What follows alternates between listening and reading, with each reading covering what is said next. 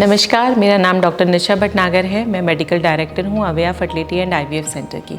आज हम एक बहुत ही दर्दनाक कंडीशन के बारे में बात करेंगे जो है रिकरेंट मिसकैरेज।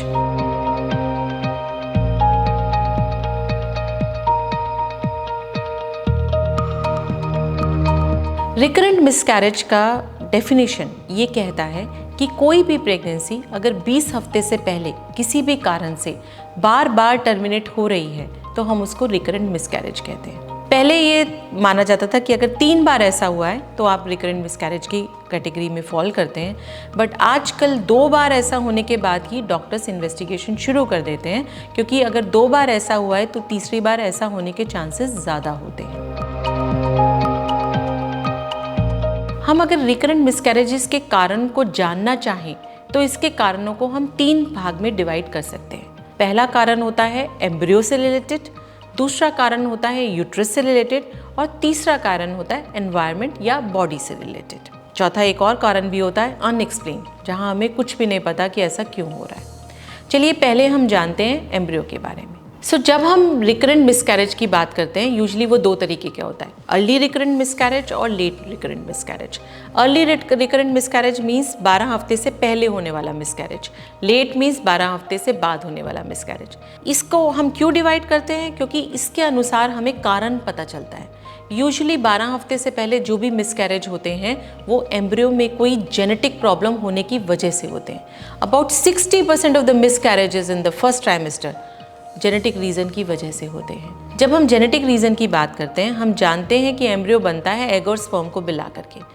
अगर सपोज पेरेंट्स में कोई बैलेंस ट्रांसलोकेशन है, मतलब क्रोमोसोम्स का नंबर तो पूरा है, अमाउंट तो पूरा है, मगर क्रोमोसोम नंबर 3 का कुछ पार्ट सपोज क्रोमोसोम नंबर 6 पे अटैच हो गया है, तो ये बैलेंस ट्रांसलोकेशन कोई साइन या सिम्टम पेरेंट में नहीं देगा। लेकिन जब ऐसा स्पर्म या एग एम्ब्रियो बनाएगा तो it results in unbalanced translocation, मतलब जो रिजल्टेंट कंसेप्टस है उसके अंदर ये बैलेंस ट्रांसलोकेशन नहीं होगी, ये अनबैलेंस्ड ट्रांसलोकेशन होगी, क्योंकि उस क्रोमोसोम का वो पार्ट मिसिंग होगा और नेचर ये रिकॉग्नाइज करता है कि ये एम्ब्रियो ठीक से ग्रो नहीं करेगा और उसको रिजेक्ट कर देता है। पहले ट्राइमेस्टर के ज़्यादातर अबॉर्शंस जो होते हैं वो जेनेटिक रीज़न से होते हैं। अब हम आते हैं दूसरे ट्राइमेस्टर के अबॉर्शंस पे। यूजुअली ये यूट्रस से रिलेटेड होते हैं। अगर यूट्रस में कोई सेप्टम है या उसके अंदर कोई पॉलिप है या कोई फाइब्रॉइड है या फॉर सम रीज़न यूट्रस का सर्विक्स इनकॉम्पिटेंट है, मतलब वो एम्ब्रियो को होल्ड ही नहीं कर पा रहा, तो ये अबॉर्शन में रिजल्ट करता है।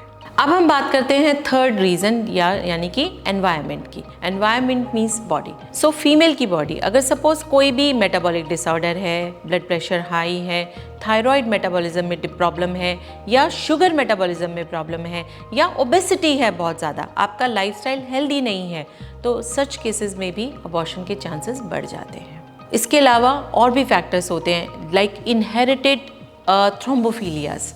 इसमें आपके ब्लड कोआगुलेशन डिसऑर्डर की वजह से छोटे छोटे क्लॉट्स बन जाते हैं जो कि प्लेसेंटेशन ठीक से नहीं होने देते और रिजल्टेंट IUGR या PIH होता है और बेबी अबॉर्ट हो जाता है।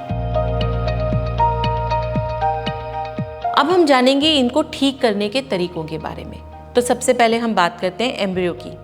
अगर कोई जेनेटिक प्रॉब्लम है तो आपके लिए जेनेटिक टेस्टिंग मैंडेटरी है।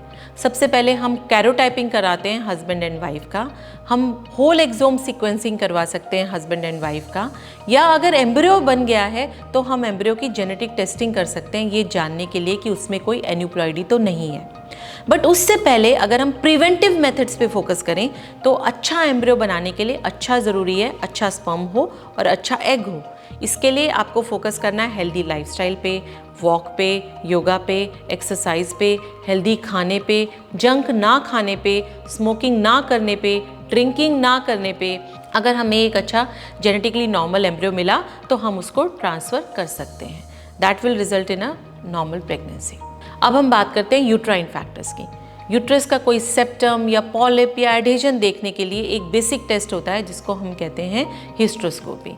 अगर आपका रिकरेंट मिसकैरेज हुआ है तो हिस्ट्रोस्कोपी मस्ट है। इसके अलावा हम यूट्रस के अंदर की माइक्रोबायोटिक एनवायरनमेंट को भी देखना चाहते हैं। कई बार low level of endometritis, some low level of infection also results in recurrent miscarriages. So जब आप हिस्ट्रोस्कोपी करेंगे, आपका डॉक्टर आपके यूट्रस के अंदर को चेक करेंगे, प्लस उसमें से एक हिस्टोपैथोलॉजी के लिए स्पेसिमेन लेंगे चेक करने के लिए कि कहीं लो इन्फ्लेमेशन, ट्यूबरक्लोसिस या कोई और इन्फेक्शन तो नहीं है। अगर आपका सर्वाइकल इनकॉम्पिटेंस है जिसकी वजह से एबॉर्शन हो रहा है तो सर्वाइकल स्टिच लगाया जा सकता है। ये स्टिच आपका इंट्रापार्टम पीरियड में भी लगाया जा सकता है और अर्ली प्रेगनेंसी में भी लगाया जा सकता है। इसको जानने के लिए आपको जब आप प्रेग्नेंट ना हो तब आपको एक अल्ट्रासाउंड करवाना चाहिए, 3D मॉनिटरिंग करवाना चाहिए, 3D मैपिंग करना चाहिए, जिससे हमें फनलिंग ऑफ सर्विक्स या ओपनिंग ऑफ सर्वाइकल कैनाल दिखता है और हम प्रिवेंटिव एक्शन ले सकते हैं। अगर हम बात करें बॉडी की तो जैसे मैंने पहले ही बताया, हेल्दी लाइफस्टाइल बहुत ज़रूरी है,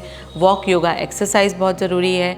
आप एक्यूप्रेशर और एक्यूपंक्चर पे भी जा सकते हैं जो कि यूट्रस पे ब्लड फ्लो को इंक्रीज़ करता है और इम्प्लांटेशन के चांसेस बढ़ाता है ताकि रिकरेंट मिसकैरेजेस ना हो सके। इसके अलावा हम और भी चीज़ें कर सकते हैं जिसमें सबसे इम्पॉर्टेंट रोल है इम्यूनोथेरेपी का, जिसमें हम आपको कैसे कुछ इम्यूनोग्लोबुलिन्स देते हैं और आपको भारग्लोब या लिपिड इन्फ्यूजन्स देते हैं जो आपके बॉडी की रिसेप्टिविटी और कंटिन्यूएशन ऑफ प्रेगनेंसी की पावर को बढ़ाते हैं। अगर कोई इनहेरेंट डिसऑर्डर्स हैं तो उसके लिए, इनहेरेंट कोगुलेशन डिसऑर्डर्स हैं तो उसके लिए आपको लो मॉलिक्यूलर वेट हेपरिन भी ऐड किया जाता है। सब कुछ करने के बाद भी कई केसेस में आपको कोई भी सॉल्यूशन नहीं नज़र आता क्योंकि अनएक्सप्लेन्ड मिसकैरेजेस भी होते हैं।